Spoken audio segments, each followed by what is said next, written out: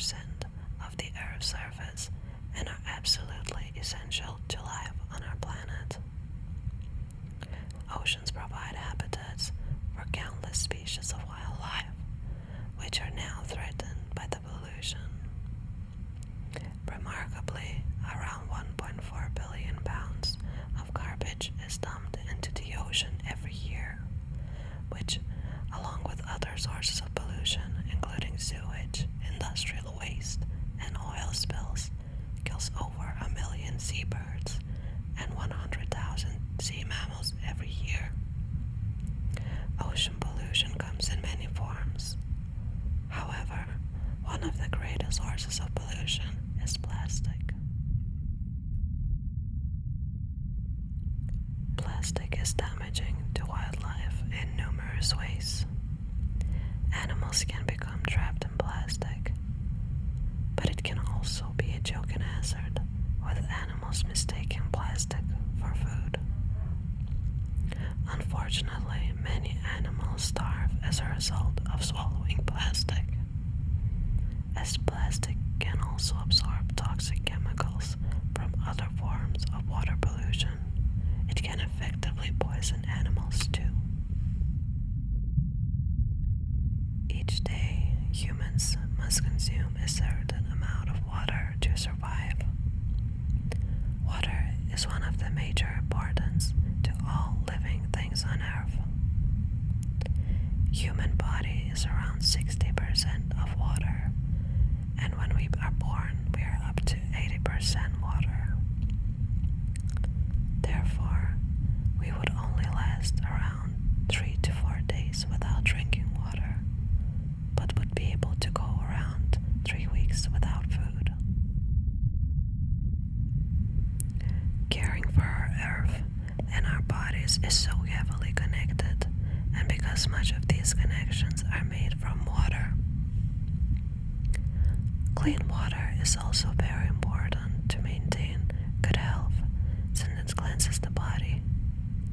However, at least 3 to 4 million people die every year of water-related diseases, since 783 million people do not have access to clean and safe water worldwide. According to Chris Woodford, a British science writer with over 25 years of experience in explaining science and technology, one of the biggest problems with water pollution is its transboundary nature. Many rivers cross countries, while seas span whole continents. Pollution discharged by factories in one country with poor environmental standards can cause problems in neighboring nations, even when they have tougher laws and higher standards. Environmental laws can make it tougher for people to pollute, but to be really effective, they have to operate across national and international borders. This is why we have international laws covering the oceans, such as the 1982 United Nations Convention of the Law of the Sea, signed by over 120 nations, the 1972 London Convention, the 1978 Marpol International Convention for the Prevention of Pollution from the Ships, and the 1998 OSPAR Convention for the Protection of the Marine Environment of the North Member States. They include the 1976 Paving Water Directive, updated in 2006, which seeks to ensure the quality of the waters that people use for recreation. Most countries also have their own water pollution laws.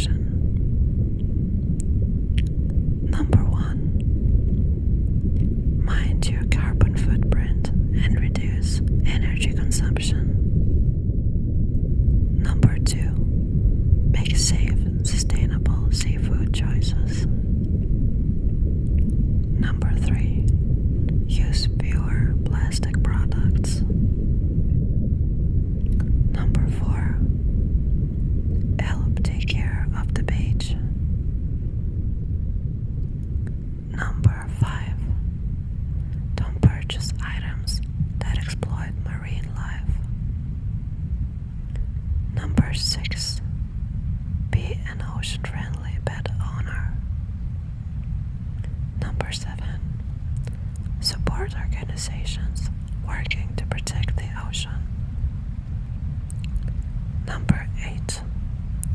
Influence change in your community. Number 9. Travel the ocean responsibly. And finally, number 10. Educate yourself about the oceans and marine life. All life on Earth is connected to the ocean and its inhabitants.